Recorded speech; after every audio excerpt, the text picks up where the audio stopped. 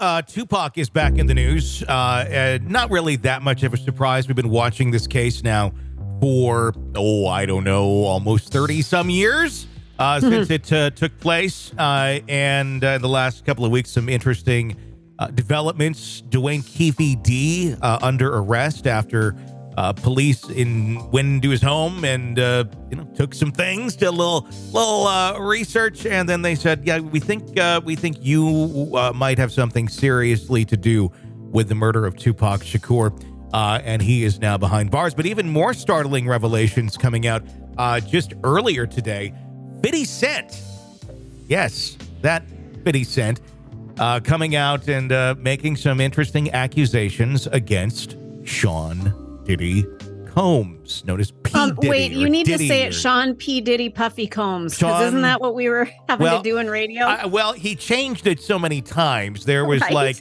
there was Diddy, there was P. Diddy, it was Puff Daddy, then it was P. Diddy, then it was just Diddy, and I don't know exactly what Puffy. That was another one. I don't know what he goes by these days. But 50 Cent coming up on social media and making that accusation on October 9th is when he made this. So just the other day, 50's post was not one to be ignored. He shared an evocative photo of Tupac Shakur and Suge Knight from the night of the fatal drive-by shooting in 1996, captioned with the words hinting that Diddy's alleged involvement, saying, "Damn, so Pac got lined by Brother Love," he wrote, making a reference to Diddy's R&B alias. I didn't know about Brother Love. I didn't know Brother Love was another alias of Diddy, but there you go. Oh, God. I can't keep track. Come on. Yeah, adding some more fuel to the fire, Fiddy also advised Combs to lawyer up, stating that shit might get sticky, is exactly what he says. Tupac, of course, goes back to September 7th, 1996. That was the date of the shooting in Las Vegas, a haunting chapter in hip-hop history. If you were alive from it, you remember it. There was, of course, the East Coast, West Coast battle going on between Diddy and Biggie. It was a group, Bad Boy Records, and they really had that beef with Death Row, which is where Tupac was. Snoop Dogg was there, and all of that. And 50 more connected with the West Coast than that clan, although he was never part of Death Row Records. Dr. Dre, when he left, started Aftermath, his own record label. Dre also is one of the founders of Death Row Records, but he broke away from that and then brought 50 into the fold along with Eminem and all of that back in those days. Although Diddy has been a repeated subject of these speculations, it is important to note that he has never been arrested or formally charged in relation to the crime. Furthermore, Diddy has consistently and forcefully denied any accusations about Tupac's murder. Fueling the ongoing firestorm are statements made by Dwayne Keefe D during a 2008 police confession, I guess you should say. Davis, who was charged with Shakur's long-standing unsolved murder this last month, made some significant admissions. He's 60 now. Former Southside Compton Crip. Purportedly, he and Diddy once deliberated over a $1 million bounty to eliminate both Shakur and Knight. This is according to him. The alleged discussion supposedly occurred at Greenblatt's Deli in Los Angeles, where Diddy supposedly expressed his desire to get rid of them dudes. That's exactly. Okay. I don't know if that's truly a request for a hit or just, someone speaking, loosely, especially at that point in time. However, in an unexpected twist, Keefe D later claimed that the proposed $500,000 payment, supposedly from Diddy for carrying out the act, was never delivered to the Southside Compton Crips. I wonder if they have like a P.O. Box. Southside Compton Crips, P.O. Box 728. Authorities have believed Shakur's killing was a result of retaliation against Keefe D's nephew, Orlando Anderson, who had a prior altercation with Shakur. Anderson, implicated by Keefe D, is a man behind the trigger. He lost his life in an unrelated gang altercation just 2 years later in 1998. Lending more credibility to the cloud of speculation around Diddy's rumored involvement, though, Mace, an ex-Bad Boy artist, made cryptic remarks on his sports talk show, saying, "It is what it is." While discussing Keefe D's recent arrest, Mace made sly references hinting at Diddy's potential involvement. That's weird to think of. Remember, like, Diddy and Mace were on a lot of, he was a bad boy artist. They were together. Mm-hmm. They were the ones dancing around in front of the big Vegas lights and all those videos, more money, more problems and all that. One voice of reason amidst the maelstrom of accusations and speculations is that Greg Kading, a retired LAPD detective, having spent significant time investigating Shakur's death, Kading opined that the probability of Diddy facing any charges is minimal. Speaking with Rolling Stone, Kading elucidated the need for irrefutable witnesses who can pinpoint Diddy's alleged solicitation or payment, a challenge that seems very far-fetched. The retired detective also emphasized his belief that Diddy isn't a killer, stating Puffy's not built like Suge Knight, and I think Puffy was truly I don't think Puffy was truly intentionally trying to get either Tupac or Suge killed. So, well, and back then, Sean Combs, P. Diddy, Puff, whatever the hell his name was at the time, mm-hmm. when this went down, he wasn't as big as he is now. So what would be his motive? Wasn't he just a very small player during this whole thing at that time? No, Puff Daddy, it was huge. It was the East Coast, West Coast rap war that was going on. It was Biggie. I guess I just didn't know that he was that big of a deal back then. Diddy was the producer of everything on the East Coast. And so there was a song that came out that he produced with Biggie called Who Shot Ya? And it was kind of a diss track at Tupac because Tupac, you remember, had been gunned down earlier outside of a recording studio where Biggie and P. Diddy were. That first shooting, he was gunned down in the lobby of that recording studio. I believe that was in New York.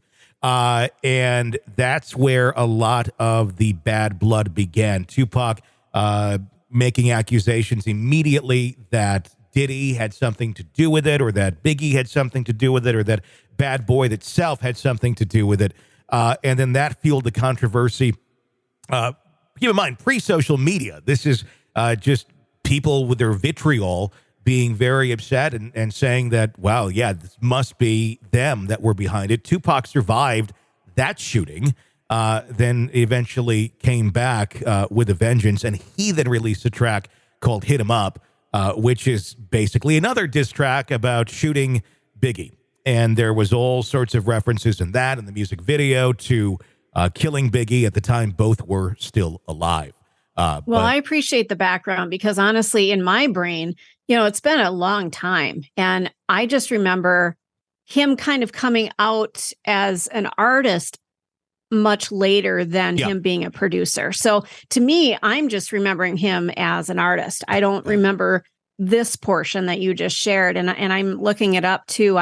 There's a whole section of his life that I really wasn't aware of. Again, there wasn't social media back then. So what you knew is what you knew. Well, and back then, too, I mean, Diddy was never a great rapper. And I mean, he gained in popularity after Biggie was dead, after Tupac was dead. I think just more so because of those who came before him. And there was kind of an absence in that area. Diddy and Bad Boy ended up, I would say, having more longevity than Death Row Records. They were still putting out hits, and they were putting out good, solid artists for many years, and Death Row kind of crumbled shortly after the murder of Tupac, with Dr. Dre leaving and Snoop Dogg leaving the label as well, and then all the problems that Suge Knight got into. But it was he ran a pretty tight company for a while. I don't really know. I don't know if Bad Boy exists anymore or what exactly exists of any of that these days. But that's where he gained his spotlight, is really after Biggie died. Wow. Yeah, that's amazing. And I just looked up Bad Boy Records. It looks like it dissolved in, it was purchased by Universal Music Group as a parent company, and then Warner Music Group. So it's been basically absorbed into other companies. Sure. There you go. It would be interesting to see where all that goes, because Diddy kind of became a figure in music that I don't know, was somewhat beloved or liked. He really he broke down the West Coast, East Coast thing and really didn't try to perpetrate that anymore after those two had been killed, and really was more about peace. But again, if you had something to do with it in the heat of those moments, I don't know how exactly you check that. I don't know if you can go back. If you're putting a $500,000 hit on somebody, or is that a briefcase of money that's being dropped off somewhere? Yeah, well, now it's Venmo.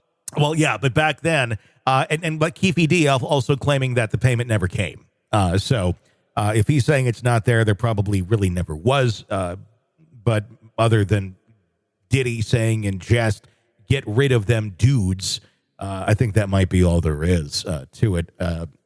And the confrontation that Tupac had with Orlando Anderson at the MGM Grand the night of his murder, they beat him up, and then from all accounts that Keefe D has given over the years, he gave a gun to the back seat. Orlando was there. He was sitting on the side of the car where Tupac was, and that window opened, and the bullets fired, and that's how Tupac died.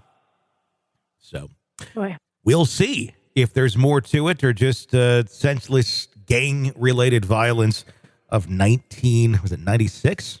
97. 97. Really? Oh, yeah. No, 96. September 7th, 1996. Oh, 96. Oh, yep. See? I'm off a year. September 7th, 1996. I remember hearing the announcement coming over the radio when Tupac was pronounced dead. And I was like, oh, my gosh. And I had just gotten the California Love and... what was the other? It was the cassette tape single, and How Do You Want It was on there as well.